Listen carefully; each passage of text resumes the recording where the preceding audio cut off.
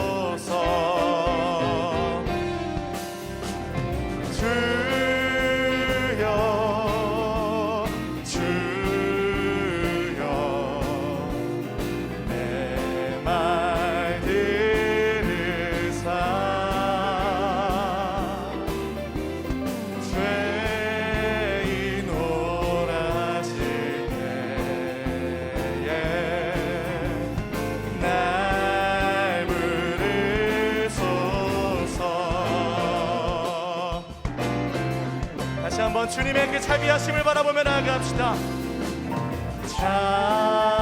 자비하신 보좌 앞에 끌어들여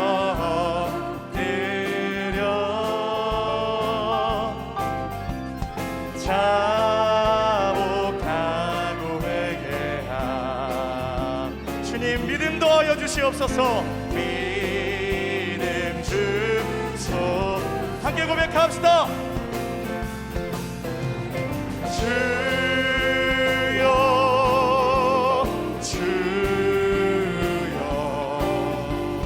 내 말 들으사 죄인 오라실 때에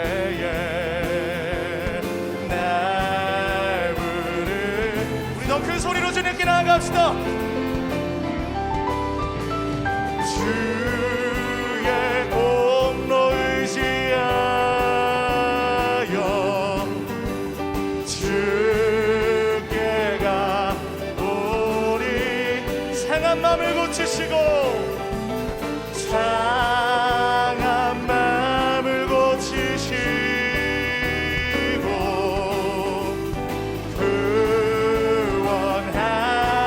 우리는 주께 나아갑니다. 할렐루야. 주여 주여 내 말 들으사 죄인 오라실 때에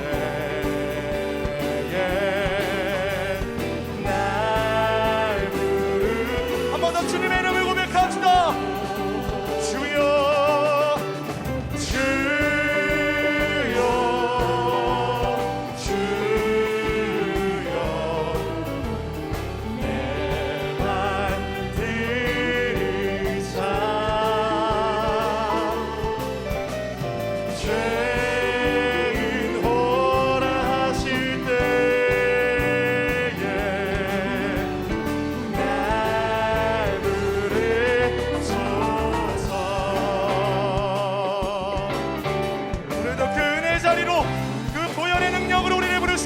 하나님을 찬양합니다. 주님의 이곳 가운데 하나님의 거룩한 능력으로 역사하여 주시옵소서. 아멘. 우리 더 큰 기쁨으로 주님 찬양하겠습니다.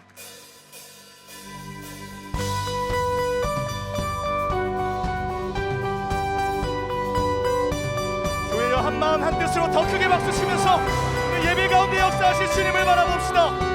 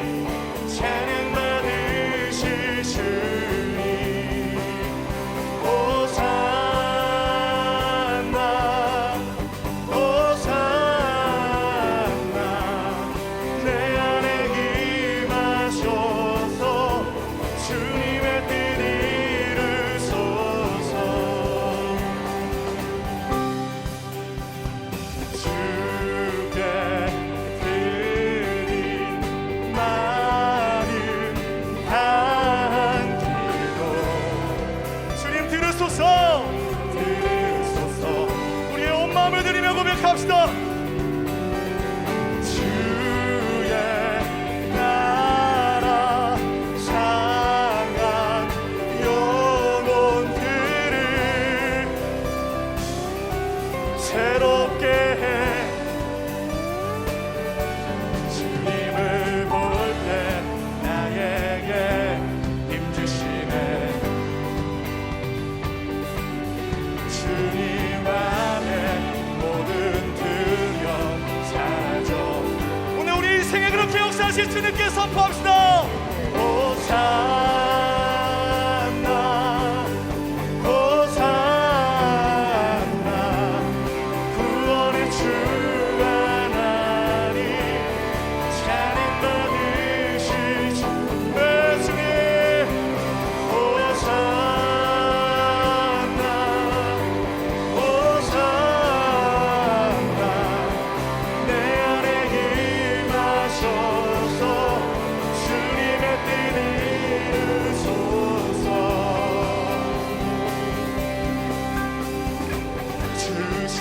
신실하심 놀라워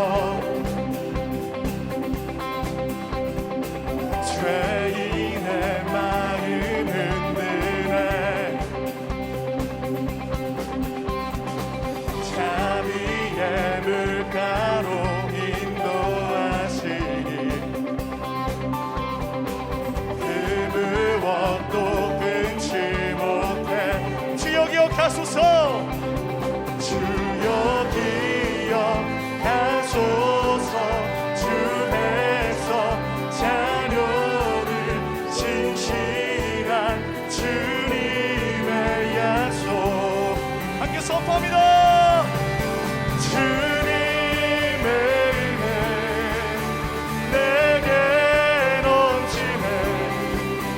나를 향한 주의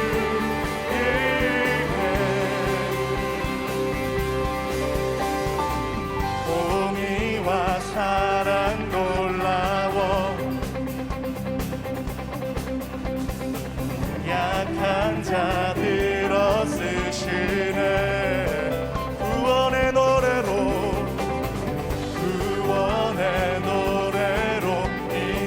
만 백성 함께 주님을 기뻐 찬양합니다. 만 백성 함께 찬양해. 주여 기억하소서. 주여 기억하소서.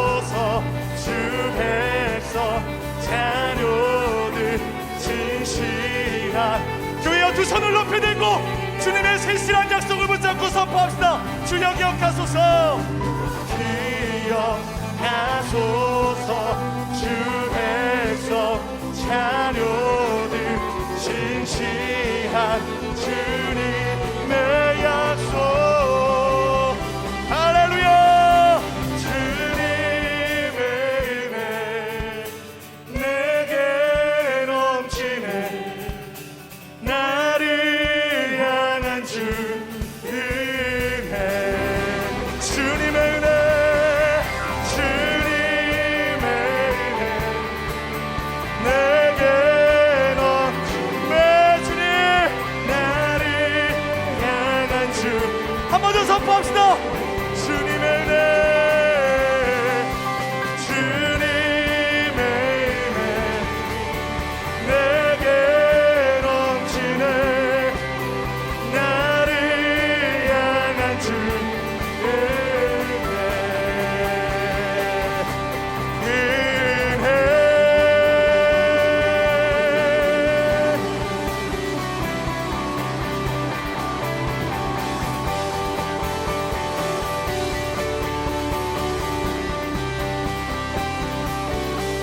할렐루야. 오늘도 주의 백성들을 잊지 않고 기억하시며 우리에게 소망과 능력 주시는 능력이 하나님께 우리 더 큰 박수로 영광 올려드립시다. 하나님 감사합니다. 주님 우리에게 소망 주심을 감사합니다. 네, 우리 자리에 앉아서 계속 주님 찬양하겠습니다.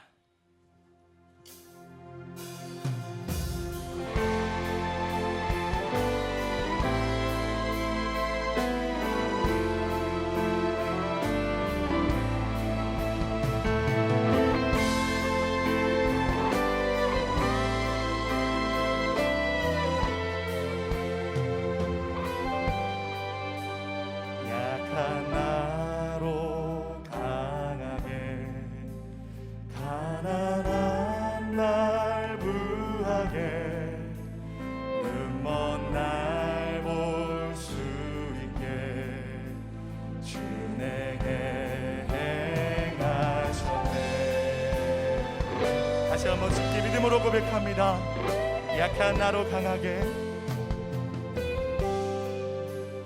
약한 나로 강하게 가난한 날 부하게 눈먼 날 볼 수 있게 주 내게 행하시네.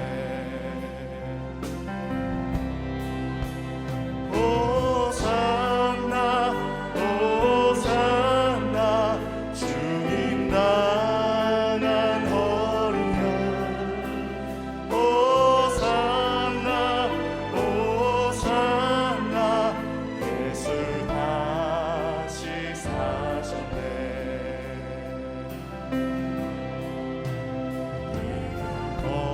건너야 할까 거기서 내 죄 씻겼네. 이제 주의 사랑이 나를 향해 흐르네. 깊은 강에서 주가 깊은 강에서 주가 나를 일으키셨도다. 이번에도 우리에게 자유 주신 예수 이름을 선포합시다. 예수 자유 주셨네.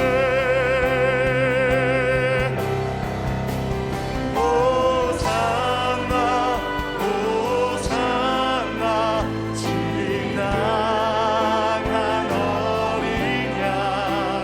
호산나 호산나 예수가 호산나 호산나 호산나 호산나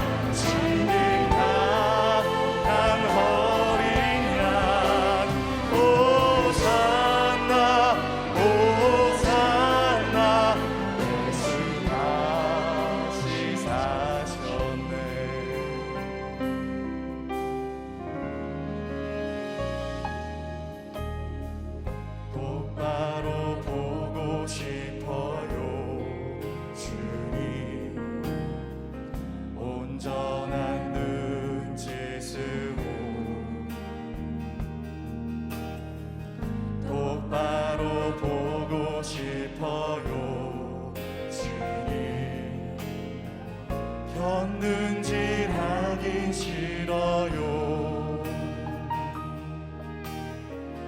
하지만 내 모습은 온전치 않아. 세상이 보는 눈은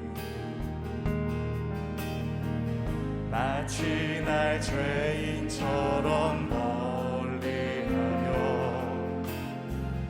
외면을 하네요. 주님이 낮은 자를 통하여, 주님 이 낮은 자를 통하여 어디에 쓰시려고 이렇게 초라한 모습으로 만들어 놓으셨나요? 당신께 드릴 것을 사모하는 이 마음, 이 생명도 달라지며 십자가에 높였으니 거울뿐인 육신 속에 참빛을 신게 하시고 가식뿐인 세상 속에 미랄로 섞게 우리의 마음을 드리며 고백합시다. 주님이 낮은 자를 통하여, 이 낮은 자를 통하여 어디에 쓰시려고 이렇게 초라한 모습으로 만들어 놓으셨나요? 주께 우리의 마음을 드리며 선포합시다.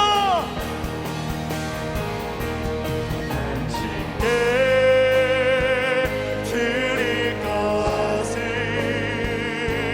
사모하는 이 마음, 아멘. 주님 이 생명도 달라지며 십자가에 높였으니 거울뿐인 육신 속에 참빛을 신게 하시고 가식뿐인 세상 속에 미랄로 섞게 주께 선포합시다. 날 채워주소서, 날 만져주 주께 나아갑시다. 주님의 마음을 우리 가운데 부어주시옵소서. 할렐루야. 흐린 시간 끝없는 주님의 생명수로 날 영혼에 우리 두 손을 높이 들고 주님께 간구합시다. 날 채워주소서, 날 만져주소서, 네 일으키소서. 볼 수 있게 세상에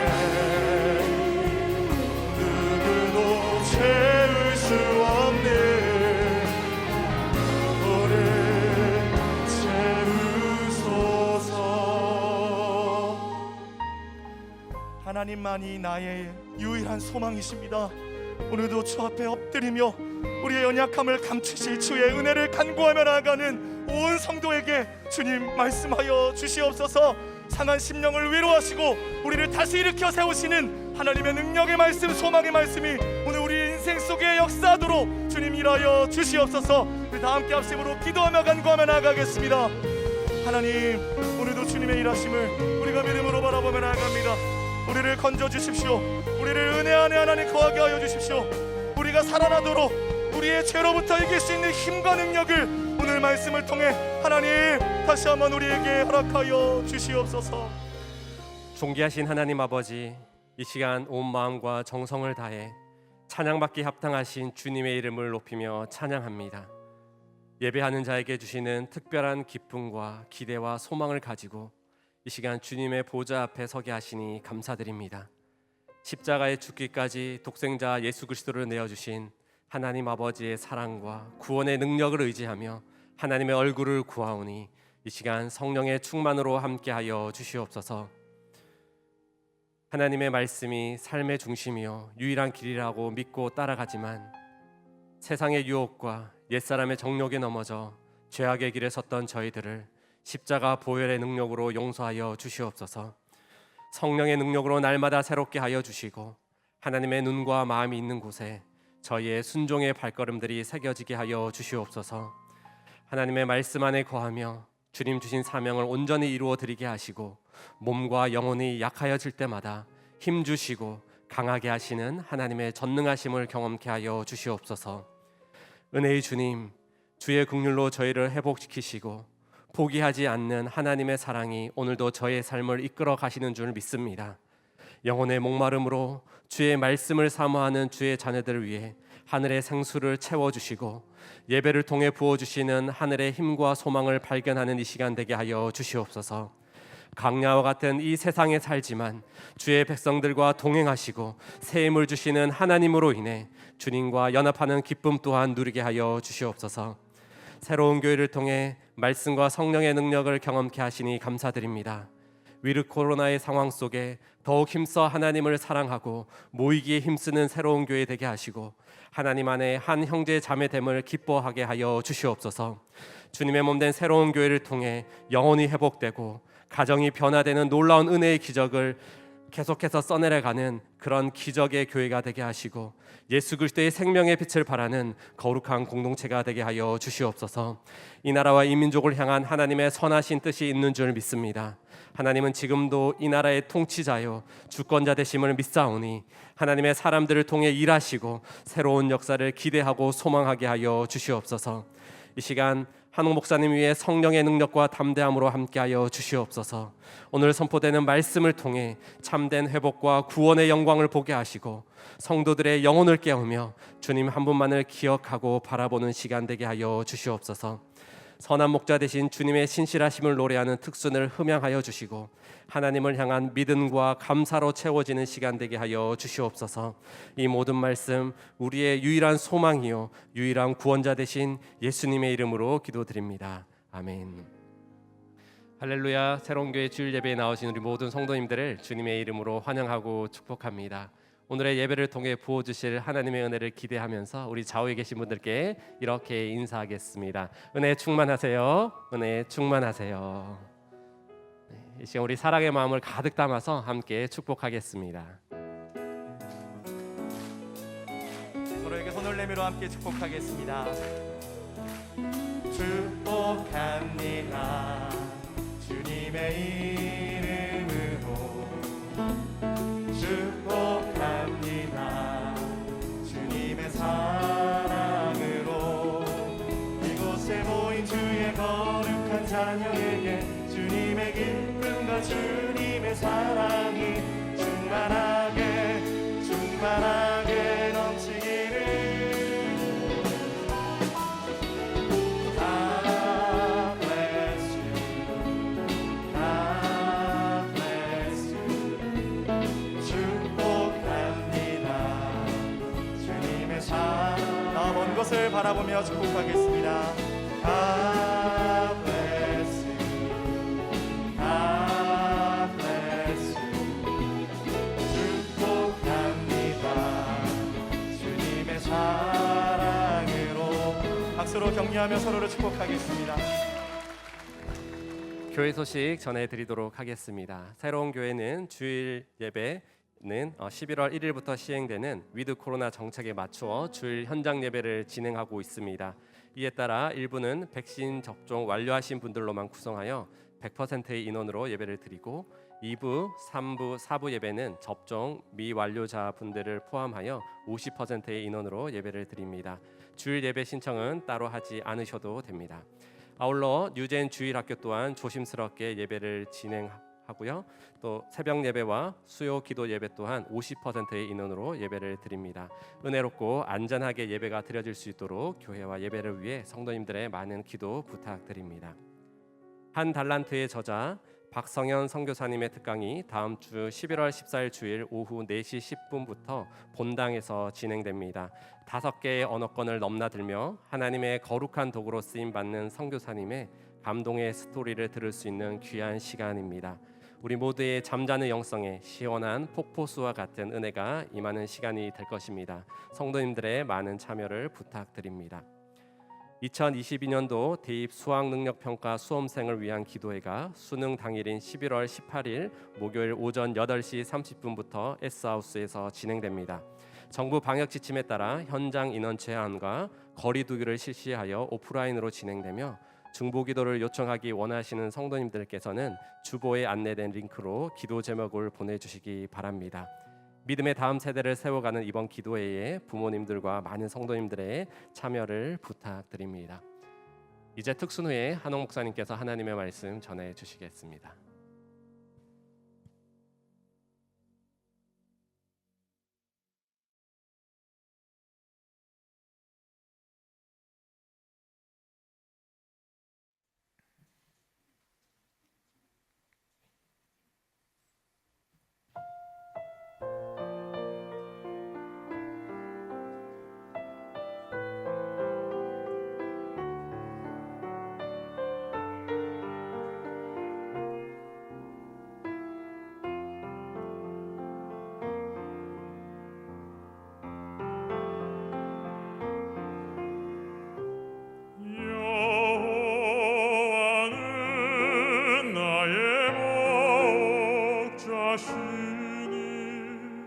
내가 부족함 없으리로다.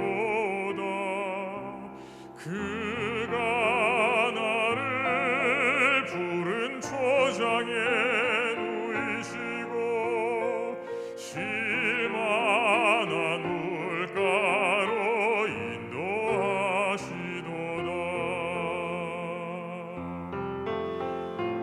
내 영혼 소생시키시고 자기 이름 위하여 나를 먼저 사랑하사 의의 길로 인도하시도다. 내가 사망의 음침한 골짜기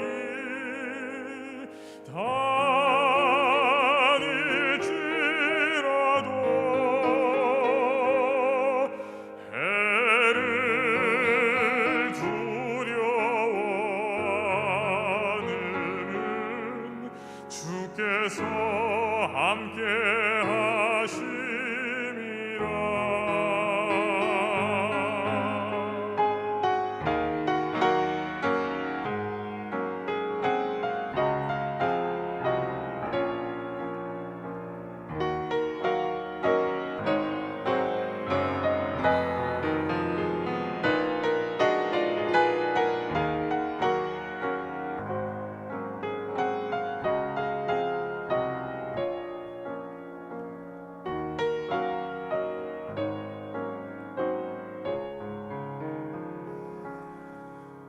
나의 평생의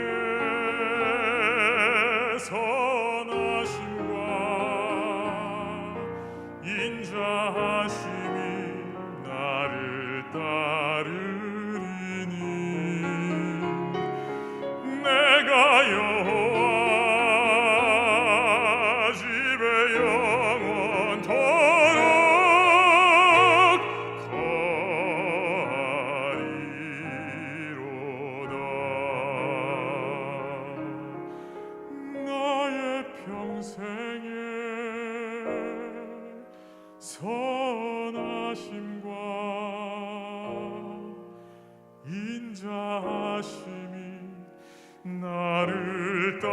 따르리니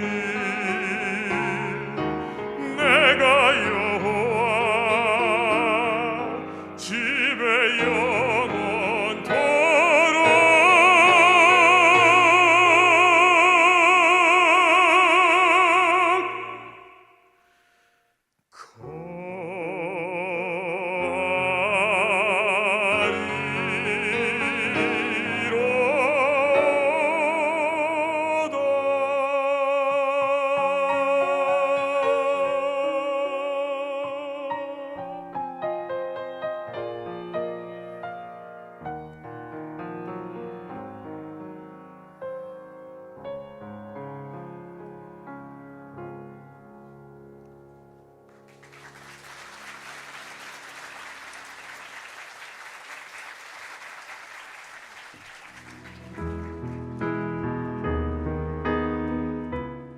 징계와 회복. 사무엘하 12장 16절에서 31절 말씀입니다. 다윗이 그 아이를 위하여 하나님께 간구하되 다윗이 금식하고 안에 들어가서 밤새도록 땅에 엎드렸으니 그 집의 늙은 자들이 그 곁에 서서 다윗을 땅에서 일으키려 하되 왕이 듣지 아니하고 그들과 더불어 먹지도 아니하더라. 이래 만에 그 아이가 죽으니라. 그러나 다윗의 신하들이 아이가 죽은 것을 왕에게 아뢰기를 두려워하니 이른 그들이 말하기를 아이가 살았을 때에 우리가 그에게 말하여도 왕이 그 말을 듣지 아니하셨나니 어떻게 그 아이가 죽은 것을 그에게 아뢰 수 있으랴. 왕이 상심하시리로다 함이라. 다윗이 그의 신하들이 서로 수군거리는 것을 보고 그 아이가 죽은 줄을 다윗이 깨닫고 그의 신하들에게 묻되 아이가 죽었느냐 하니 대답하되 죽었나이다 하는지라. 다윗이 땅에서 일어나 몸을 씻고 기름을 바르고 의복을 갈아입고 여호와의 전에 들어가서 경배하고 왕궁으로 돌아와 명령하여 음식을 그 앞에 차리게 하고 먹은지라. 그의 신하들이 그에게 이르되 아이가 살았을 때에는 그를 위하여 금식하고 우시더니 죽은 후에는 일어나서 잡수시니 일이 어찌 됨이니까 하니 이르되 아이가 살았을 때에 내가 금식하고 운 것은 혹시 여호와께서 나를 불쌍히 여기사 아이를 살려주실는지 누가 알까 생각함이거니와 지금은 죽었으니 내가 어찌 금식하랴. 내가 다시 돌아오게 할 수 있느냐. 나는 그에게로 가려니와 그는 내게로 돌아오지 아니하리라 하니라. 다윗이 그의 아내 밧세바를 위로하고 그에게 들어가 그와 동침하였더니 그가 아들을 낳음에 그의 이름을 솔로몬이라 하니라. 여호와께서 그를 사랑하사 선지자 나단을 보내 그의 이름을 여디디야라 하시니 이는 여호와께서 사랑하셨기 때문이더라. 요압이 암몬 자손의 랍바를 쳐서 그 왕성을 점령하매 요압이 전령을 다윗에게 보내 이르되 내가 랍바 곧 물들의 성읍을 쳐서 점령하였으니 이제 왕은 그 백성의 남은 군사를 모아 그 성에 맞서 진치고 이 성읍을 쳐서 점령하소서. 내가 이 성읍을 점령하면 이 성읍이 내 이름으로 일컬음을 받을까 두려워하나이다 하니 다윗이 모든 군사를 모아 랍바로 가서 그곳을 쳐서 점령하고 그 왕의 머리에서 보석 박힌 왕관을 가져오니 그 중량이 금 1달란트라. 다윗이 자기의 머리에 쓰니라. 다윗이 또 그 성읍에서 노략한 물건을 무수히 내오고 그 안에 있는 백성들을 끌어내어 톱질과 썰애질과 철도끼질과 벽돌구이를 그들에게 하게 하니라. 암몬 자손의 모든 성읍을 이같이 하고 다윗과 모든 백성이 예루살렘으로 돌아가니라. 할렐루야. 우리 하나님께 감사와 영광의 박수 올려드리겠습니다. 오늘은 진짜 영광의 박수를 크게 쳐야 돼요. 우리가 코로나로 인해서 그 교회 문을 닫고 이렇게 비대면 예배라는 그 충격적인 것을 해본 지가 1년 8개월 만에 다시 이렇게 우리 성도들을 아직까지 완전하진 않지만 50%라도 이렇게 현장에서 뵙게 되니까 얼마나 기쁜지 모르겠어요. 특히 우리 또 제가 주일학교 뉴젠 주일학교 방들을 돌아보고 왔는데 정말 겨울 왕국의 성에 봉이 온 것 같은 방들마다 우리 아이들이 그냥 제잘제잘 거리니까 얼마나 감사하고 기쁜지 참 모르겠습니다. 우리 하나님께 한번 영광의 박수 한번 드리겠습니다.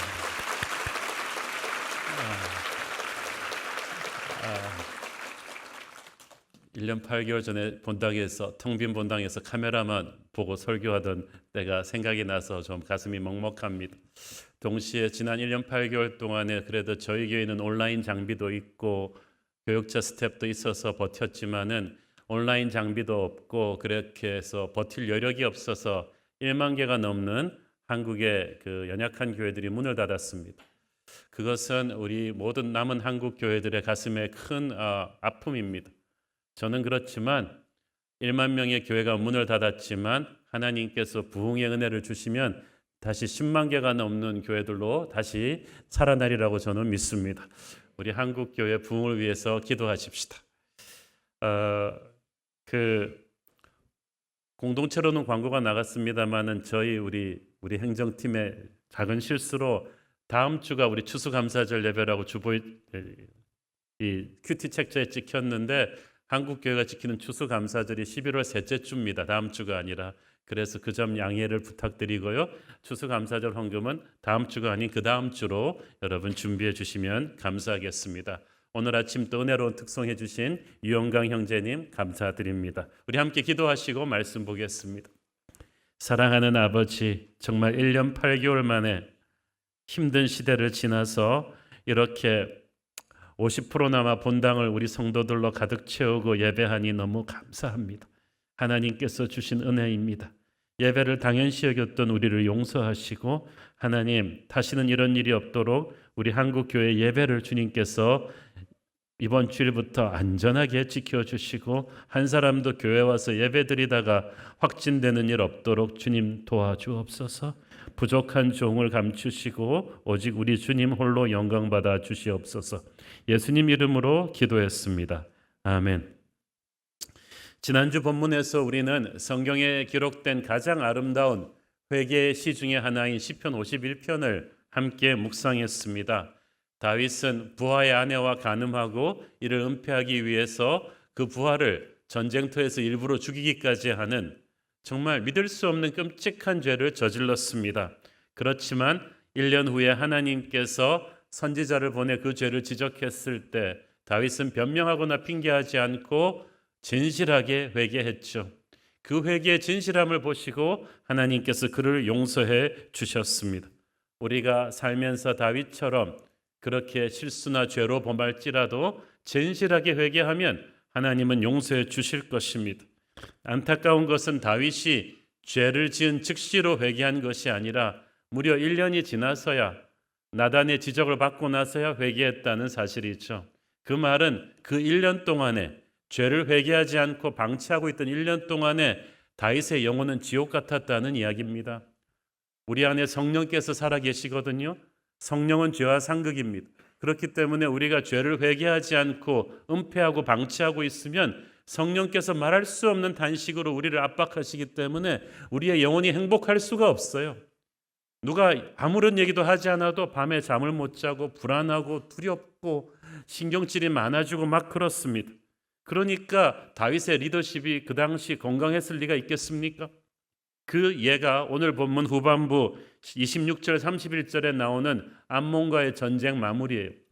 여러분 아시다시피 다윗이 밧세바와 불륜 사건을 저질렀을 때가 한참 다윗의 군대가 최전방에서 암몬과 전쟁하고 있을 때였잖아요.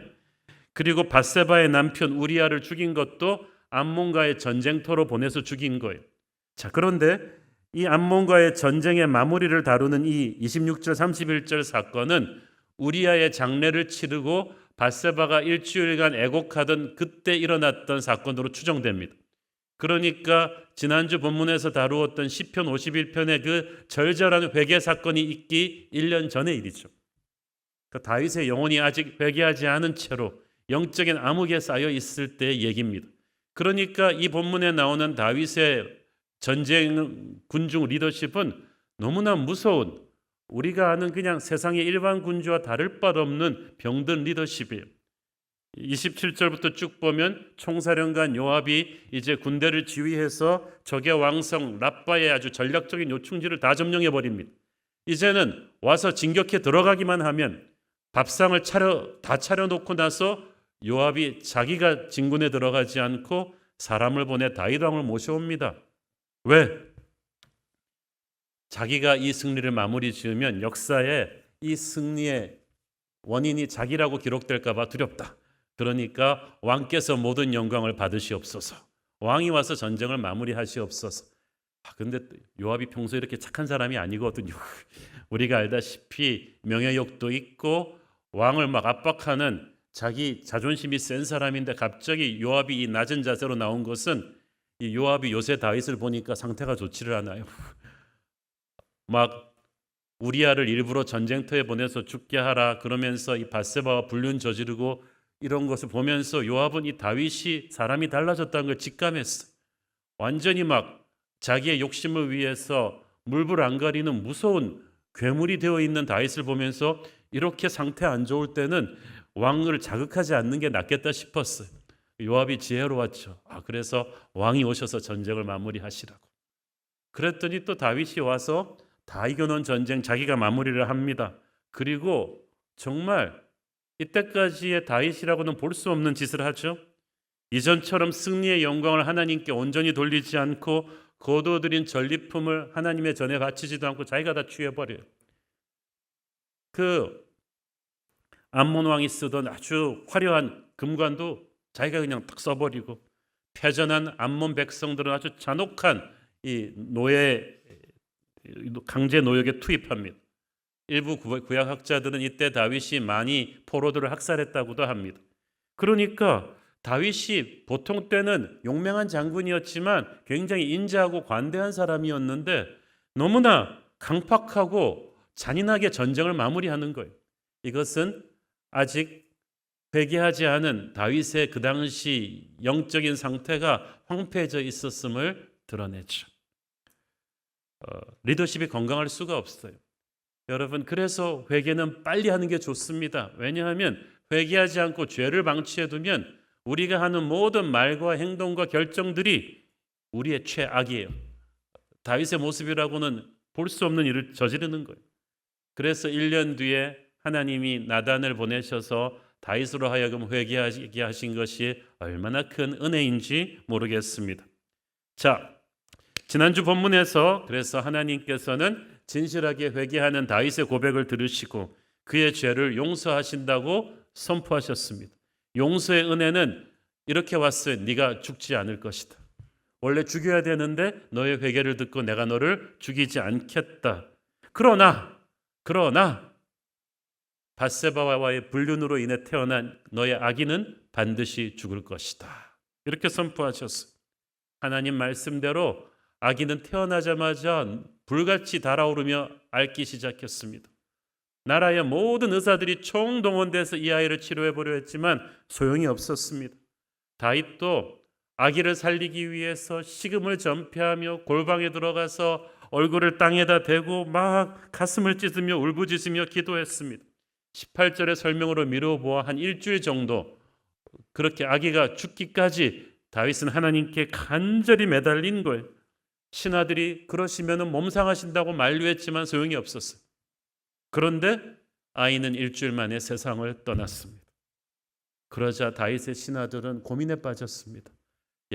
이 충격적인 소식을 왕에게 어떻게 전하지? 아기가 죽지 않고 살아서 앓고 있을 때도 왕은 식음을 전폐하며 그토록 괴롭게 기도하셨는데 만약에 아이가 죽었다는 소식을 알게 되면 왕은 어떻게 되실지도 모른다고 생각했어요. 18절에 왕이 상심하시리로다, 이 말은 히브리어로 왕이 산산조각 나실 것 같다는 표현이에요. 이것은 그 당시 너무나 사랑하는 사람이 죽었을 때 어떤 사람들은 자기 몸을 자해할 정도로 극심한 슬픔을 표현하곤 했어요. 그래서 신하들은 혹시 다윗 왕도 그렇게 하지 않을까 염려했던 거예요. 신하들이 왕한테 말은 못하고 웅성웅성거리니까 다윗이 눈치가 빠른 사람이잖아요. 직감적으로 아이가 세상을 떠났다는 것을 알았어요. 신하들을 불러서 아이가 죽었느냐? 그랬더니 신하들이 눈치를 보면서 예 하고 대답을 했어요. 그리고 그 다음에 나온 다윗의 반응이 모두를 깜짝 놀라게 했어요. 아 그러면서 막 울며 까무러치며 실신할 줄 알았는데 다윗이 그래 의연하게 자리에서 일어나는 거예요. 물을 떠와라. 목욕을 하시더니 몸에 기름을 바르고 옷을 딱 갈아입더니 여호와의 전이 있는 장막으로 가서 예배를 합니다. 그리고 돌아와서 말합니다. 한식 정찬으로 1인분 일주일 만에 음식을 쫙 드시는 거예요. 신하들은 그런 다윗의 모습을 보면서 기가 찹니다. 이게 지금 무슨 상황이지? 지난 7일 동안 아기를 살려달라고 식음을 전폐하고 울부짖던 다윗이 막상 아기가 죽었다고 하니까 언제 그랬다는 듯이 너무나 아무렇지도 않게 일상으로 복귀를 하는 거예요. 다윗의 신하들은 당혹감에 사로잡혔습니다. 어떻게 이렇게 순식간에 왕이 바뀔 수가 있지? 우리가 알던 다윗은 그런 사람이 아니었잖아요. 전에 사울과 요나단이 죽었을 때도 다윗은 금식하며 옷을 찢으면서 얼마나 애통해했습니까? 그렇게 마음이 따뜻하고 정이 많은 사람인데 자기의 자식이 죽었는데 어떻게 이렇게 의연할 수가 있단 말인가? 아기가 살았을 때는 그렇게 금식하며 괴로워하던 분이 죽었다는 말을 듣고 어떻게 이렇게 평정심을 빨리 회복하실 수 있는가? 신하들이 당혹스러워서 왕에게 몰려와서 어떻게 된 일입니까? 라고 설명을 좀 해달라고 했어. 이에 대한 다윗의 대답이 참 우리에게 시사하는 바가 큽니다. 22절 23절 읽습니다. 이르되 아이가 살았을 때에 내가 금식하고 운 것은 혹시 여호와께서 나를 불쌍히 여기사 아이를 살려주실는지 누가 알까 생각함이거니와 지금은 죽었으나 내가 어찌 금식하랴 내가 다시 돌아오게 할 수 있느냐 나는 그에게로 가려니와 그는 내게로 돌아오지 아니하리라 하니라. 자, 다윗은 일단 자기의 한계를 인정했죠. 왕이지만 나는 그를 다시 돌아오게 할 수 없다. 생명의 주관자는 하나님이시다. 그리고 이 아이가 하나님 품으로 갔다는 것을 그는 확신을 하고 있어요. 나는 그에게로 가려니와 그는 내게로 돌아오지 아니하리라는 말은 나도 언젠가는 영원의 나라로 가서 그를 만날 것이다. 그 말이죠. 그렇지만 자 이거예요. 지금 신하들은 이 아이가 아프고 죽은 것이 하나님의 징계라는 것을 모르고 있어요. 그 말을 하나님으로부터 직접 들은 다윗만 알고 있어요. 그래서 다윗은 이미 결론을 어느 정도 예상은 하고 있었어요. 결론은 알았지만 그래도 인간적으로 10,000분의 1의 찬스라도 하나님이 혹시 자비를 베푸실까 봐 거기에 대해서 그 10,000분의 1의 확률이라도 붙잡고 하나님의 뜻을 알면서도 기도한 것입니다. 그러나 하나님의 뜻은 번복되지 않았어요. 그래서 여기서 더 불만을 표하는 것은 더 슬퍼하는 것은 하나님의 절대 주권을 부인하는 일입니다. 그것은 신앙인의 갈 길이 아니죠. 그래서 다윗은 하나님의 뜻이 무엇인지를 알고 예상은 하면서도 인간적으로 최선은 다합니다. 그러나 그 상황이 번복되지 않았을 때 그 또한 받아들이며 순종을 합니다. 이중적인 것 같지만 이것은 하나님이 징계를 받는 우리 모두가 취해야 될 신앙인의 자세이기도 하죠. 우리가 받아야 될 징계의 매를 맞을 때 그 아픔을 극복하기 위해서 우리가 할 수 있는 최선은 다해서 기도해야죠. 그러나 하나님의 결론이 변하지 않을 때 우리는 또 의연하게 그 결과를 받아들여야 합니다. 멈출 수 있을 때 멈추는 것도 신앙이니 왜냐하면 하나님은 열기도 하고 닫으시기도 하는 분이시기 때문이죠. 하나님이 주시기만 할 때 찬양하다가 하나님이 거둬가실 때 원망하는 것은 신앙이 아닙니다. 하나님께서 가져가실 때나 주실 때나 변함없이 우리를 사랑한다는 사실, 그리고 우리도 모르는 우리의 최고를 주시기 위해 인도하신다는 사실을 믿어야 합니다. 그래서 이런 원치 않는 결과가 나왔을 때도 다윗이 의연하게 이것을 받아들일 수 있었던 거예요. 우리는 오늘 좀 굉장히 이해하기 힘든 기독교 신앙에서 힘든 이슈인 회개와 용서, 그리고 용서받은 뒤에도 받는 이 징계의 어려운 이 함수 관계에 대해서 조금 살펴볼 필요가 있습니다. 주제가 좀 무거워요. 이번 주 본문 가지고 설교 준비하는데 우리 아내가 걱정을 하는 거예요. 오랜만에 성도들 돌아오는데 축복과 은혜와 비전의 설교를 해야 되는데 하필 이런 본문이 해가지고 괜찮겠느냐. 그래서 위드 코로나 풀린다고 제가 본문을 어떻게 바꾸겠습니까? 강의 설교인데 그냥 여러분 같이 받아들이세요. 엄밀하게 말하자면 이 아이의 죽음부터 생각해 보면 태어난 갓난아기한테 무슨 죄가 있겠어요? 하나님께서 범죄한 다윗을 징계하는 것은 당연한 일이지만 왜 아무 죄도 없는 이 아이의 생명을 거두어 가십니까? 이거 부당한 일 아닙니까? 성경은 결코 아비의 죄로 자식을 죽이지 않아요. 절대 그런 연좌제를 가르치지 않습니다. 그런데 다윗의 불륜죄로 인해 태어난 아기를 하나님께서 죽이시는 이것을 우리는 어떻게 이해해야 합니까? 우리가 아이의 죽음을 부당하게 생각하는 중요한 이유 중에 하나는 일반적으로 우리가 죽음을 저주로만 생각하기 때문이에요. 죽음이 끝이다, 무서운 심판으로만 생각하기 때문일 것입니다. 그러나 육체적인 죽음이 무서운 심판이고 저주만은 아닙니다. 그렇게 생각한다면 일찍 세상을 떠난 사람은 다 저주받은 것입니까? 믿음으로 인해서 순교한 그 수많은 순교자들은 겨우 33살에 돌아가신 예수님은 저주받은 자입니까? 예수님과 비슷한 나이에 순교한 스데반은 할 일이 그렇게 많았던 스데반은 저주받은 사람입니까? 아닙니다. 어떤 때는 이런 육체적인 죽음이 오히려 하나님의 역사를 이루는 도구가 될 수도 있어요. 왜냐하면 육체적인 죽음이 끝이 아니거든요. 그 후에 영혼이 있거든요. 이 영혼을 어디서 보내는가가 중요하죠. 천국이냐 지옥이냐.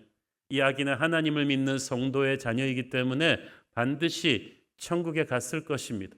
다윗도 그런 부활신앙이 있었어요. 그러므로 이 아이의 죽음을 부당하게만 볼 것이 아니라 이 아이의 입장에서 볼 때 이 세상에서 겪을 슬픔과 아픔을 겪지 않고 하나님의 품으로 갔음을 우리가 알 수가 있습니다. 자, 둘째로 어떤 이들은 이 아이가 죽은 것은 마땅히 다윗이 죽어야 될 것을 대신한 것이 아닌가라고 반문합니다. 그러나 그 아이가 죽었다고 해서 다윗의 죄가 사해지는 건 아니에요. 그런 대속적인 죽음은 예수 그리스도의 피만이 가능합니다. 그렇다면 죄 없는 아기의 죽음은 무슨 의미가 있는가? 참으로 어려운 문제이지만 무엇보다도 하나님의 정의를 세우기 위함이었을 것입니다. 이 아이가 죽는 이유를 나단 선지자가 말해준 거기서 우리는 힌트를 찾을 수가 있는데 사무엘하 12장 14절 말씀. 이 일로 말미암아 여호와의 원수가 크게 비방할 거리를 얻게 하였으니 당신이 낳은 아이가 반드시 죽으리이다 하고, 아이가 죽는 것은 이 일로 말미암아 여호와의 원수가 크게 비방할 거리를 얻게 한 것을 다시 고치기 위함이라는 힌트죠. 다윗은 많은 사람들을 다스리는 지도자입니다. 하나님의 나라 이스라엘의 왕입니다. 그러므로 다윗의 죄는 단순히 한 개인의 잘못으로 끝나는 것이 아니라 나라 전체를 뒤흔들고 하나님의 영광을 훼손하는 큰 일이었어요. 그래서 이 다윗의 죄를 다시 회복시키는 건 보통 일이 아니에요. 이 일로 인해서 여호와의 원수들, 이스라엘을 눈에 불꽃을 같이 지켜보고 있는 주변 이방 나라들과 그들을 뒤에서 조종하는 마귀의 세력들로 하여금 비방할 거리, 공격할 수 있는 교두보를, 명분을 주었다는 거죠. 그들로 하여금 저 봐라 저 봐. 하나님의 법으로 통치한다는 나라 똑같구나 우리랑. 하나님의 사람 왕이 하는 짓이 우리랑 똑같다. 저 예수 믿는 사람들 다 위선자다. 저들의 하나님도 우리 신과 다를 것이 없다. 라고 이스라엘을 비방할 수 있는 빌미를 제공해 준 것입니다. 나라를 다스리는 데 있어서 군사력, 경제력 이상으로 중요한 것은 자기 나라를 자랑스러워할 수 있는 명분입니다. 그런데 하나님의 나라라고 하는 거룩한 명분을 이 다윗의 범죄가 망가뜨려 버렸어요. 그러므로 아이의 생명을 거두어 가심으로써 하나님께서는 하나님의 거룩을 다시 한번 선포하신 거예요. 아무리 하나님의 사람이라고 해도 범죄했을 경우는 반드시 징계받는다. 50년 동안 내가 그토록 사랑했던 다윗도 범죄했을 때 내가 휘두르는 징계 회초리를 보고 다들 각성하라는 거예요. 하나님께서 결코 죄를 용납하지 않는 분이심을 모든 사람에게 확실히 알리기 위해서였습니다. 지도자가 자기가 말하는 대로 스스로에게 엄격하지 않으면 내로남불이 되는 거예요. 지도자의 권위는 다 무너져 버리는 거예요. 비록 다윗이 저지른 죄는 우상신을 섬기는 이웃나라 군주들과 저지른 일과 별다른 게 없었지만 하나님은 그런 죄들을 유야무야 넘기는 이방신들과는 다르십니다. 확실하게 죄를 징계하시는 거룩하고 정의로운 분이십니다. 다윗을 징계할 수 있다면 그 누구도 죄를 가볍게 여길 수 있는 사람은 없다는 뜻이, 그 증거로 아기를 죽이셨습니다. 이로 인해서 다시는 이 일로 하나님을 우습게 보거나 비방할 수 없도록 모두에게 경고하신 하나님의 정의를 세우신 것이었어요. 그러나 아까 말씀대로 이 아이는 천국에서 하나님과 영원한 영생을 누릴 것이기 때문에 세상적인 시각으로 이 아이에게 너무나 부당한 일이 아닌가라고만 생각할 수는 없는 거예요. 물론 이런 설명만으로 우리가 다 이해는 되지 않지만 생사화복을 주관하시는 하나님의 놀라운 섭리를 믿고 우리는 더 이상의 이런 하나님을 원망하는 상상을 멈춰야 될 것입니다. 다윗이 거기서 딱 멈췄어요. 하나님의 절대 주권을 믿고 더 이상 뒤돌아보지 않았습니다. 자, 여기서 조금 더 살펴보기를 원하는 것은 회개와 용서의 의미에 대해서 우리가 잘못 이해하지 말아야 된다는 것입니다. 다윗처럼 진심으로 회개하는 자에게는 하나님의 용서의 은혜가 주어져요. 그렇죠? 원래는 우리 힘으로 죄값을 치러야 되는데 그럴 힘이 없으니까 하나님의 아들의 생명으로 죄값을 치러주셨어요. 이게 왜 중요하냐면은 은혜가 우리 편에서는 공짜로 용서받으니까 은혜지만 하나님 편에서는 공짜가 아니었다는 거예요. 자신의 하나뿐인 아들을 죽여서 우리를 용서했기 때문에 하나님 편에서는 너무나 혹독한 값을 치르고 우리를 용서하신 거예요. 그러므로 여러분 항상 죄를 회개할 때 하나님에게 이 용서가 얼마나 어려웠는가를 깨달아야 돼요. 그래서 양심이 있어야 된다는 거예요. 너무나 쉽게 회개하면 용서해 주시지 이렇게 말해서는 안 된다는 것입니다. 그 은혜에 대한 감사함, 눈물, 다시는 그러므로 같은 죄를 짓지 말아야겠다는 결심을 해야 되는 거예요. 하늘에서 용서받았다고 해서 이 땅에서 아무 일도 없는 것처럼 될 수 있는 것은 아니에요. 가만 보면 용서의 의미를 좀 남용하는 그 분들이 교회에 있습니다. 이분들이 자주 인용하는 말씀이 요한일서 1장 9절 말씀이죠. 기억하시죠? 만일 우리가 우리 죄를 자백하면 그는 미쁘시고 의로우사 우리 죄를 사하시며 우리를 모든 불의에서 깨끗하게 하실 것이요. 다들 이 말씀 너무 좋잖아요. 그러니까 죄를 지었어? 걱정 마. 빨리 가서 회개하고 와. 하나님 잘못했어요. 용서해 주세요. 회개합니다. 용서받았어요? 또 가서 또 사고치고. 괜찮아. 다음 주에 오면 또 회개하면 돼. 그럼 또 와서 사과하고 회개하고 용서받고 그럴 수 있는 것입니까? 그렇게 쉽습니까? 이것은 진정한 회개가 무엇인지 용서의 은혜가 무엇인지 모르고 있는 것. 이런 은혜의 남용이 얼마나 하나님의 마음을 아프게 하고 주님의 교회를 세상 앞에서 욕되게 하고 있는지 몰라요. 사도 바울은 은혜를 강조했던 사람이었지만 동시에 이 은혜를 함부로 쉽게 생각해서는 안 된다고 말합니다. 회개와 용서와 은혜가 그렇게 쉽지 않다고 말하는 것은 갈라디아서 6장 7절 8절 말씀입니다. 스스로 속이지 말라. 하나님은 업신여김을 받지 아니하시나니 사람이 무엇으로 심든지 그대로 거두리라. 자기의 육체를 위하여 심는 자는 육체로부터 썩어질 것을 거두고 성령을 위하여 심는 자는 성령으로부터 영생을 거두리라. 육체를 위해 심었다는 것은 죄를 지었다는 거예요.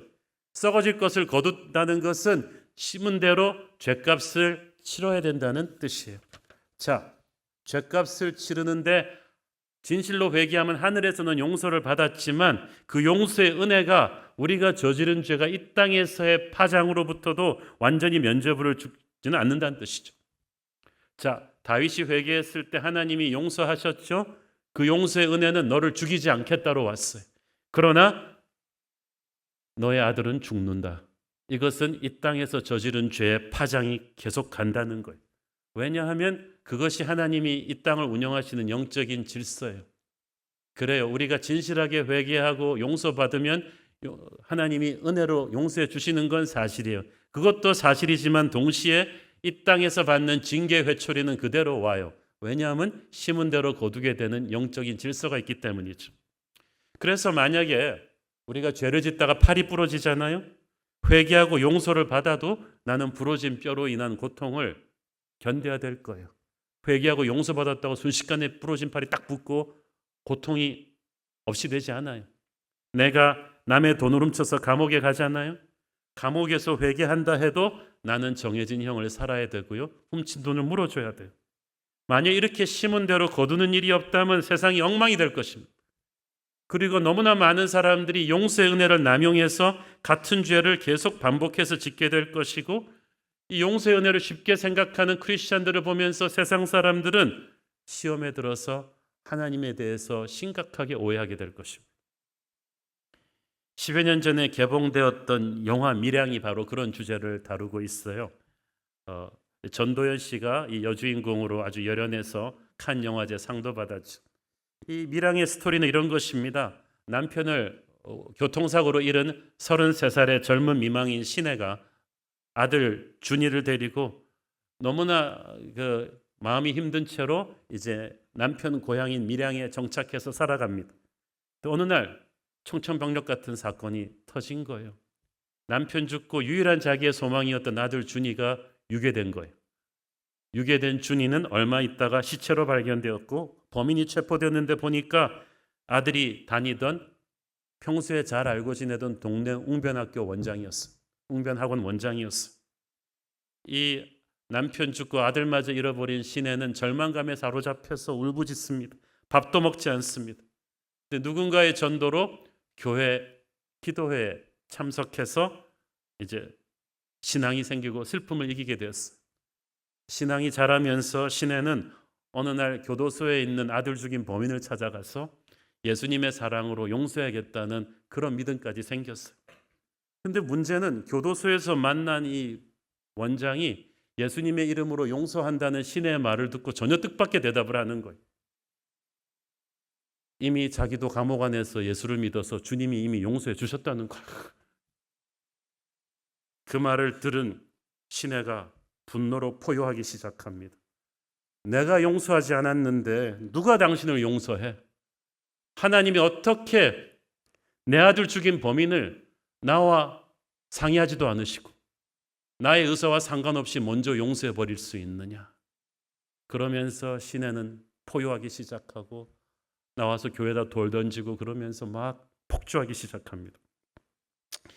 이 영화는 좀 비약이 심했죠. 기독교 신앙인을 좀 비꼬는 비약이 심하긴 했지만 이 신의 아들을 죽인 이 웅변학교 원장은 하나님의 용서의 은혜를 완전히 잘못 이해한 사람이에요. 그래서 이 여인에게 잊을 수 없는 상처를 주었어요. 진짜 자기가 하나님으로부터 용서를 받았다고 해도 피해자인 이 땅에서의 피해자인 신의 앞에서 그렇게 말하면 안 되죠. 어머니, 제가 죽을 죄를 지었습니다. 저는 이 안에서 치른 죄의 대가를 치르겠습니다. 제가 무엇을 해서 이 상처를 치유해 드릴 수 있겠습니까? 저를 용서해 주십시오. 이렇게 말했어야죠. 이게 뭐냐면 우리가 하늘나라 시민이면서 동시에 이 땅에 발을 딛고 사는 존재들이기 때문에 하나님께 대한 책임과 이 땅의 인간에 대한 책임이 있는 거예요. 그래서 하나님으로부터 진실하게 회개해서 용서를 진정으로 받았다면 이 땅에서 우리가 피해를 입힌 사람들에게 대해서 대가를 치르고 사죄하는 마음을 가져야죠. 그래서 구약에 guilt offering, 속건제라는 게 있는 거예요. 남의 물건을 훔쳤으면 하나님의 용서를 받았을 때 하나님께도 11조를 드리고 훔친 X의 120%를 변상을 해야 돼요. 그 정도를 돼야 그 사람의 마음에 상처가 치유가 되고 하나님에 대한 실망이 없는 거예요. 만약에 우리 한국 크리스찬들이 그렇게 한다면 이 땅에 지진이 일어날 것입니다. 이 땅의 크리스찬들이 만약에 세상 사람들에게 사고를 내고 그들에게 손해를 입혔을 때 우리가 진심으로 사과하고 120%를 변상하고 정말 인격적으로 회개한다면 크리스찬을 보는 시각이 달라지지 않겠습니까? 그런데 그렇지 못하고 우리가 회개하고 용서받았습니다. 이렇게 하면서 용서의 은혜를 너무 쉽게 말하고 죄의 결과에 대해서 심각하게 생각하지 않으면 교회를 지켜보는 세상 사람들이 얼마나 실망하고 상처받겠어요. 그래서 징계가 필요한 거예요. 그래서 회개하고 용서받은 후에도 하나님께서 우리가 이 땅에서 받을 징계를 거치게 하시는 것입니다.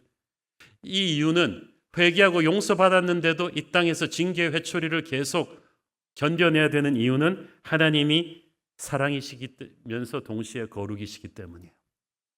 사랑이시니까 용서하시지만 거룩이시기 때문에 징계를 하십니다. 죄인은 사랑하지만 그 죄를 묵고하실 수가 없기 때문이에요. 그래서 회개하고 용서받은 자도 징계의 회초리를 이 땅에서는 맞습니다. 그러나 이 징계의 회초리가 불교에서 말하는 인과응보의 원리는 아닙니다. 죄 지은 만큼 벌을 받는다. 그게 인과응보의 원리인데 만약에 그대로 한다면 죄 지은 만큼 벌을 받는다면 이 땅에 살아있을 사람은 아무도 없습니다. 우리가 지은 죄가 다 죽을 죄이기 때문에 전부 다 사형이에요. 그러나 하나님은 거룩이시면서 또 사랑이시기 때문에 우리가 저지른 죄에 대한 징계 회초리가 우리가 지은 죄보다 훨씬 가볍습니다. 그래서 우리는 징계 속에 은혜를 느껴야 되는 거예요. 징계 회초리가 아프다고만 생각하지 말고 원래는 죽을 죄인데 맞는 걸로 끝나는 거를 감사해야 되는 거예요. 그래서 진짜 신앙은 징계의 손길 속에서 절망하고 포기하고 하나님으로부터 멀어지는 게 아니라 죽을 죄를 이 정도 때리는 것으로 감해주시는 하늘아버지의 마음을 깨달아야 돼요. 왜냐하면 우리를 때리실 때도 그분은 남이 아니고 우리의 아버지이시거든요. 히브리서 12장 5절 6절을 보십시오. 또 아들들에게 권하는 것 같이 너희에게 권면하신 말씀도 잊었도다. 일러스되 내 아들아 주의 경계하심을 경히 여기지 말며 그에게 꾸지람을 받을 때 낙심하지 말라. 주께서 그 사랑하시는 자를 징계하시고 그가 받아들이시는 아들마다 채찍질하심이라 하였으니 왜 징계한다고요? 사랑하니까. 왜 징계한다고요? 아들이니까. 남이면은요 신경도 안 써요. 남이면은 심판하지 징계하지 않습니다. 심판과 징계는 달라요. 그래서 여러분 징계할 때 하늘아버지의 마음을 알아들이는 것이 제일 중요해요. 여러분 자녀 키워보면서 아이들을 징계해 보신 경험 있으시죠? 사랑의 회초리를 한 번쯤이라도 들어보신 분이 있으실 텐데 그때 여러분 기분 어떠셨어요? 먼지 나듯이 두들겨 패니까 속이 후련하셨어요? 스트레스 확 풀리던가요?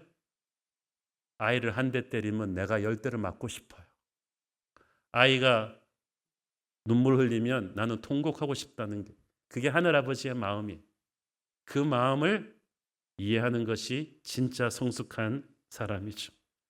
하나님이 회개한 자를 징계하시는 것은 죄의 결과가 얼마나 혹독한 것인가를 우리에게 가르치고, 왜냐하면 영적 연약함으로 죄를 지었으니까 이 징계 회초리를 통해서 우리의 연약함이 이제 정금같이 단련되는 거예요.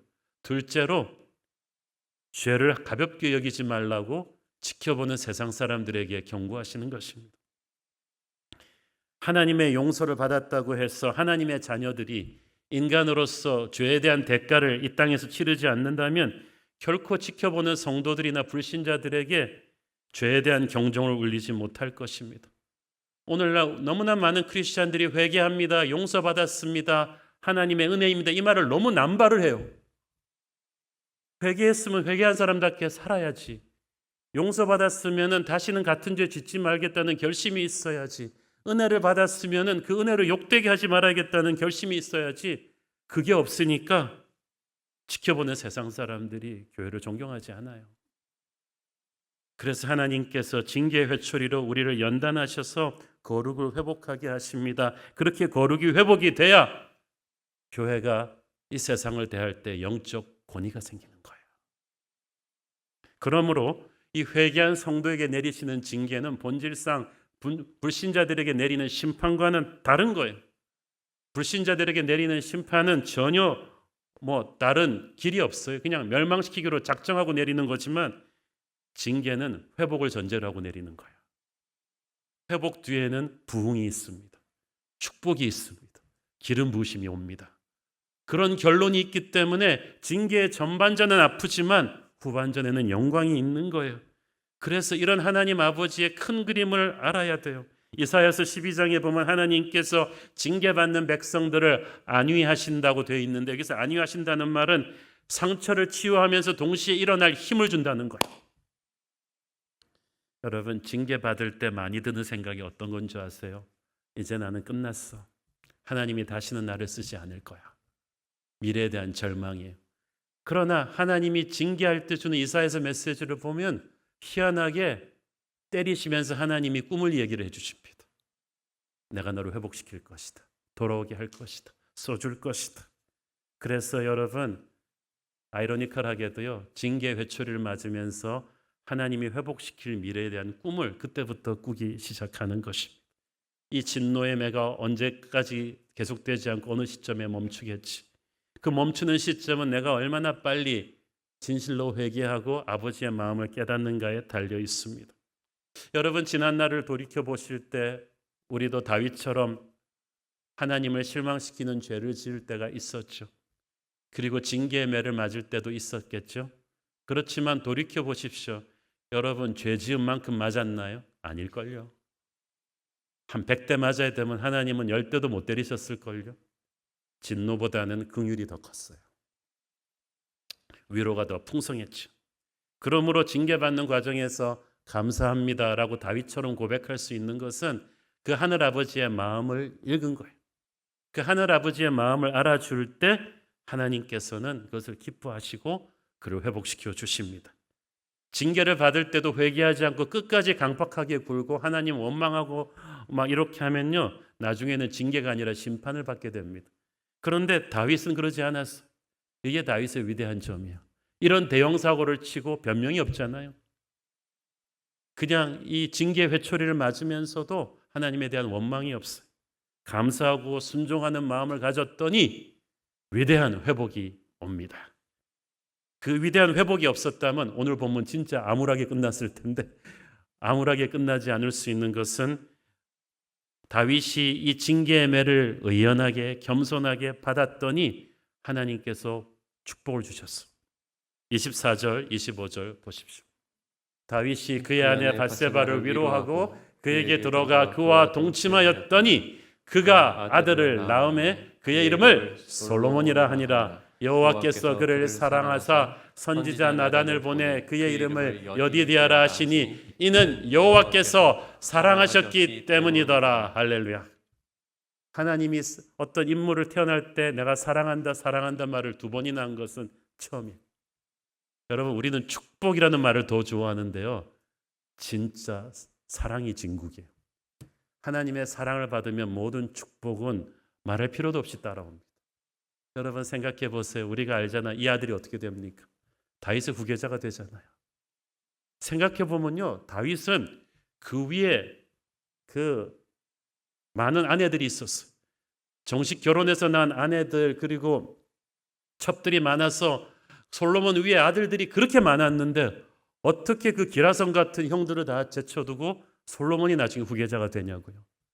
상식적으로 생각하면 좀 밧세바는 불륜을 저질러서 다윗의 후궁이 됐으니까 소문도 무성하고 막 굉장히 꼭 지뢰밭 같은, 좀 다윗의 입장에서는 좀 감추고 싶은 아내고 자식이었단 말이에요.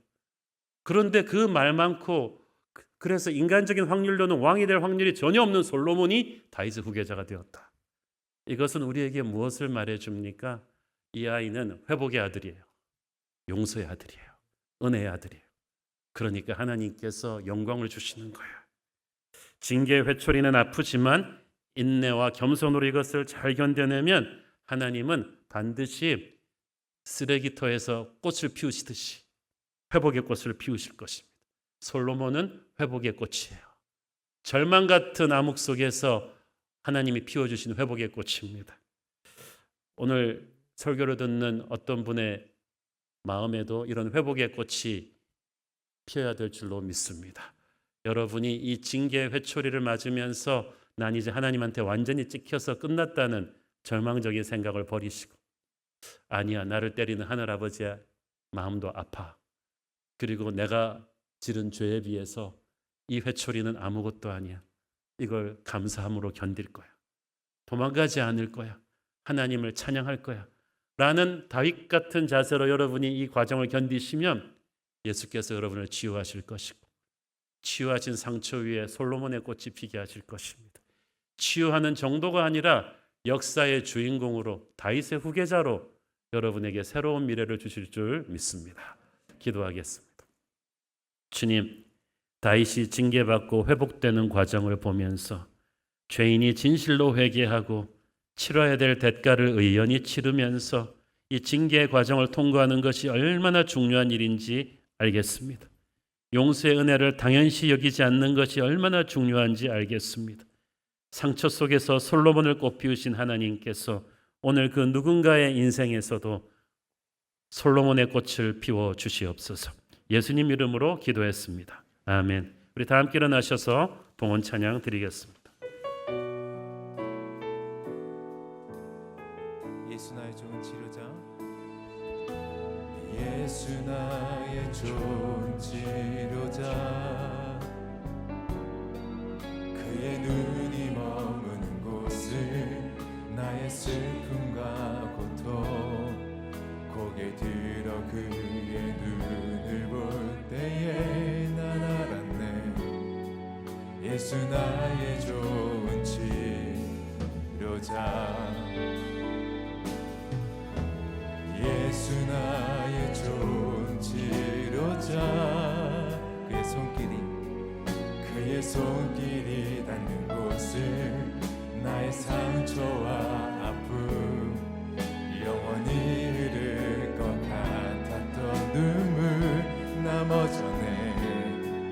예수 나의 치료자, 나 노래하리라.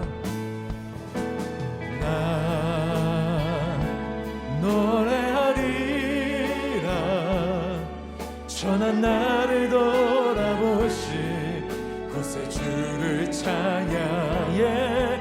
하늘 닿는 것까지 내 손 들리라.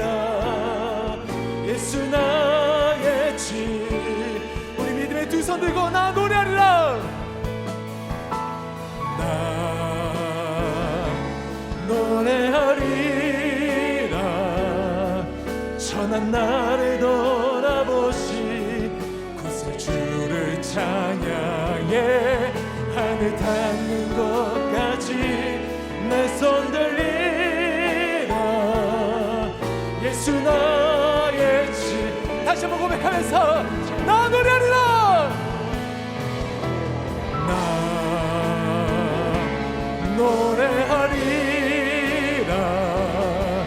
천한 나를 돌아보시 곳에 주를 찬양해. 하늘 닿는 곳까지 내 손 들리라. 예수 나의 치료자. 성령의 새바람, 성령의 새바람 이 땅에 불어서서, 이 땅에 불어서서 주의 영을 생기로 우리를 다시 살리사.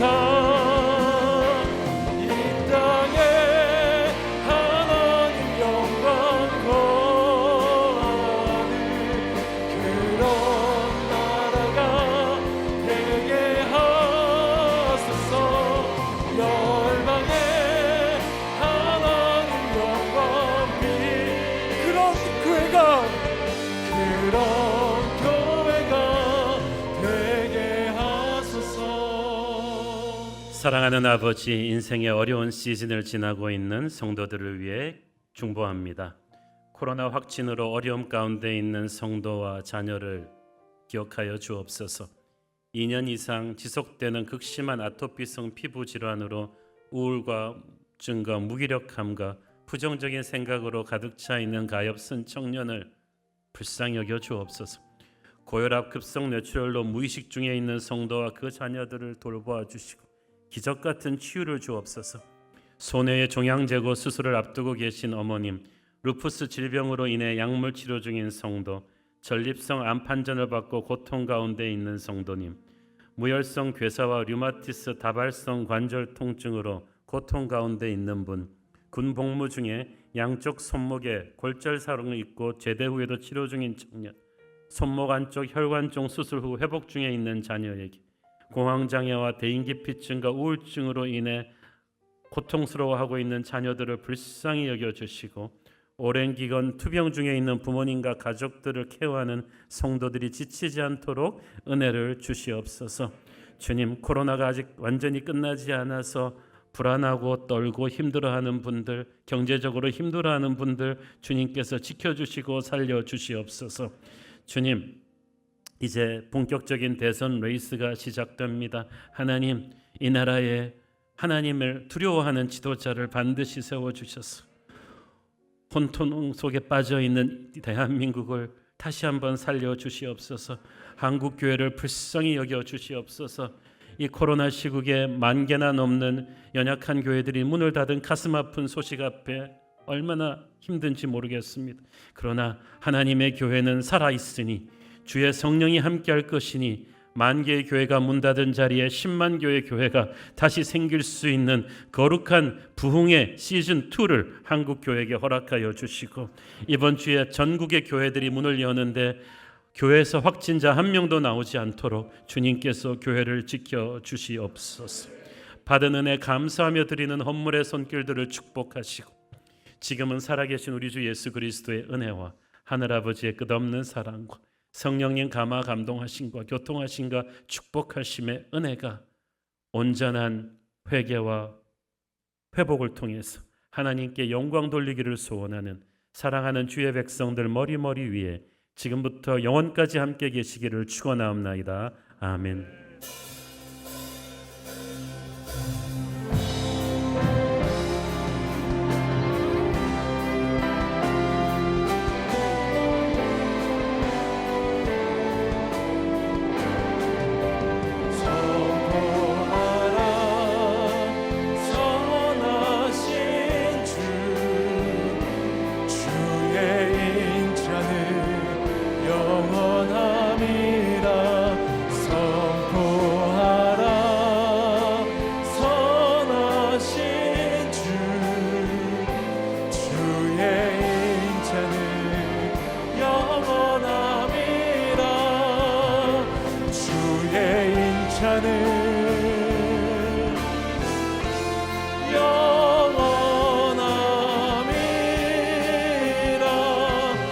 예배를 받으신 하나님께 영광의 박수 올려드리겠습니다.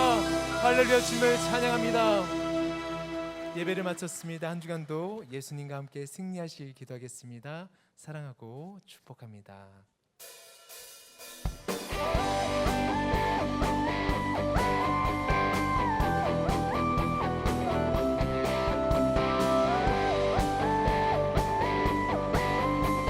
믿음으로 선포하며 고백하며 나가도록 하겠습니다. 하늘에 계신 아버지, 이름 거룩하며 주의 영광 이곳에 가득하길 기도하네. 하늘에 계신 아버지, 주 이름 다 외치며 주의 영광 이곳에 가득하길 기도하네. 찬양해 새 노래로, 찬양해 새 노래로, 찬양해 새 노래로 주님께.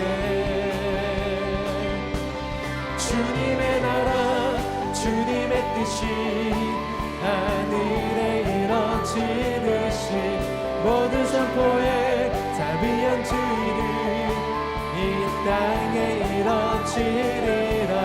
주님의 나라 주님의 뜻이